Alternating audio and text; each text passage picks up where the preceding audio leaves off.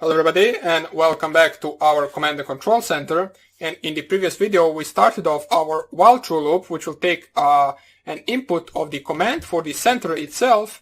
We coded the first targets command to be equal to actually printing out all the available connections to our server.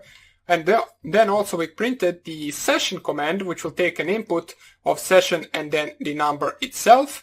And then we will enter that session that we specify with this shell that will take an input of the target socket object and the target IP address and port. So right now, in order to get this to work, we need to save this first of all, nano our server.py, and copy our shell function. But we also want to copy it like this, so copy everything. I need to zoom this out so I can copy everything at the time. So what you want to copy is basically the entire shell function and also the reliable send and the reliable receive. So just copy everything from there. And then what you want to do is, first of all, let me just check if there is anything up here. Okay, so there is not. All we need to do is just print the actual copy to our threaded server. So let me just zoom this back in so you can see everything better.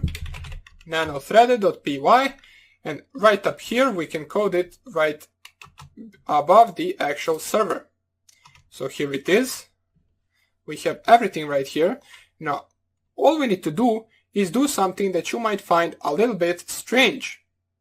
Basically what we will do is now we will copy these two functions and paste them in the actual shell. So what we will have is we will have an actual functions within a function. So first of all, you can delete these two. We will not need them at the moment. All I wanted them is to copy them so I can paste them in the shell function itself.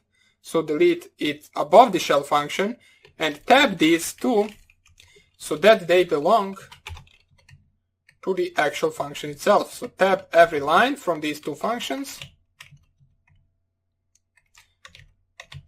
Now I will show you in just a second why we are doing this. Just as soon as I type this in. Okay, so here it is. Basically what you need to have is the shell function from our server from the previous sections, which has everything the same. So nothing really changed right here. We have our screenshots, keyloggers, download functions, change directories, and so on and so on. And we also implemented the reliable receive and reliable send into the shell function itself.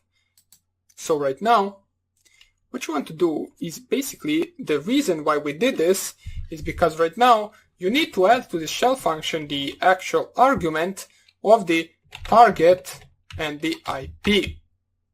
Make sure to call it target and IP and not tarnum and IPnum, because you can see in our reliable send and receive we use the target, we use target right here, we use the IP right here. So basically what this will do is the arguments that is specified in the shell function between the brackets will be actually switched with these target and IP in these other functions within the code itself. That's why we had to put these two functions inside the shell function, so we don't actually code it twice. Right now we can actually call the reliable receive from the shell function itself without changing anything to this entire piece of code that we copied. So all we have to do right now is down here. Let me just see right here. Okay, so we called the shell function with the socket object and the target IP, so that is specified. And now let's see if this will work. Let's actually test this and see whether we get the connection to our session or connection to our server. So let's save this. First of all, let us try to run it, or not server, we want to run the threaded, which we need to probably compile. Okay, so threaded. And now if we run it, we get the center. Okay. And let me just check this out. We need to close this because we are missing something. We need to print listening for incoming connections. So let's see where we actually need to print that. Right before or right after starting the server. We can just print it before starting the server. So just print waiting for targets to connect. And then, for example, 3 dots, close double quotes, and let's save this. Then it will enter the actual server. Let me just check this right here. It will enter this server. Okay, yeah, it should be like that. So let us try it once again. Threaded, address already in use. We know how to fix that by restarting the actual terminal. Let's go right here, cd. Let me enlarge this so you can see everything better. Zoom this in, cd Python programs, and then reverse shell, and then threaded.py. We can see it says waiting for target to connect. Now let me see, we need to actually import my USB drive. Then we need to compile the shell from the previous video. Or let me just see if I already have it. Okay, so I don't have it anymore, so we need to compile it. Go to Python programs, reverse. Basically what you're compiling is the same shell from the previous section, so nothing really changed. So wine root.wine, drive C, Python 27, scripts, pyinstaller.exe, no console, one file, and then reverse shell.py. We check, okay, so the USB drive is plugged in. You can see our server or our center is waiting for a first target to connect.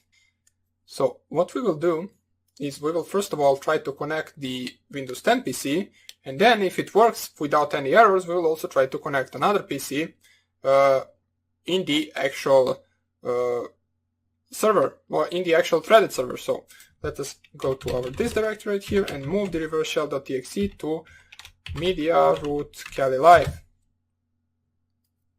Okay, so we no longer need this. We can enlarge this right here, unplug the USB drive,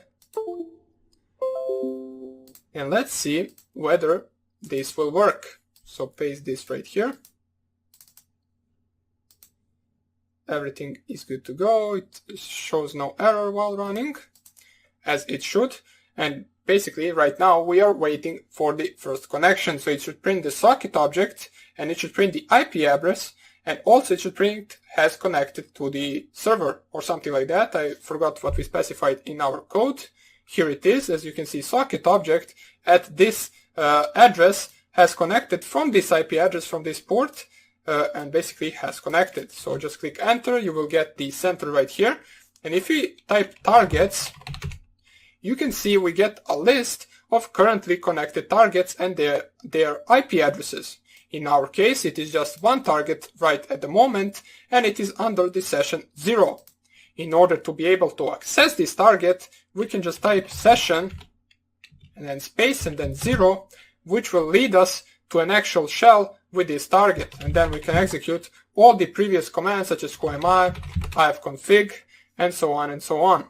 Or pardon me, it's ipconfig for Windows. So here it is. Now we have a problem.